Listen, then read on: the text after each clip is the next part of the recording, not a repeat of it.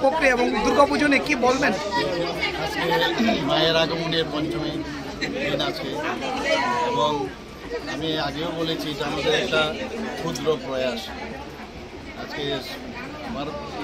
যে বিধানসভা আছে সেখানে তো যাচ্ছি, অন্যান্য বিধানসভায়ও আমি যাচ্ছি এবং এই ধরনের বস্ত্র দিয়ে একটা উপহার স্বরূপ একটা মানুষকে, যারা আমার মা বোনেরা আছেন, ভাইয়েরা আছেন, তাদের দেওয়ার একটা মানে মনের থেকে একটা ইচ্ছা, যদি কিছু দেওয়া যায়, সবাই যদি এই আনন্দ যে দিনগুলো আছে সবাই মিলে যদি আনন্দ করতে হয়, মানে সুখে দুঃখে থাকার যে বিষয় সেটা আমাদের পার্টির যেরকম আছে আমাদের সরকারেরও সেটা আছে এবং এর মধ্যে একটা আত্মতৃপ্তিও পাওয়া যায় এবং সেই কারণেই আজকে এখানে আসা। এবং আপনারা দেখছেন যে এখানে মা বোনেরাও আছেন, সবার মধ্যে একটা আনন্দ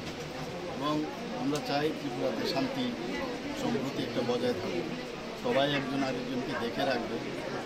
এবং আমরা সেই নীতিতে আমরা বিশ্বাস করি।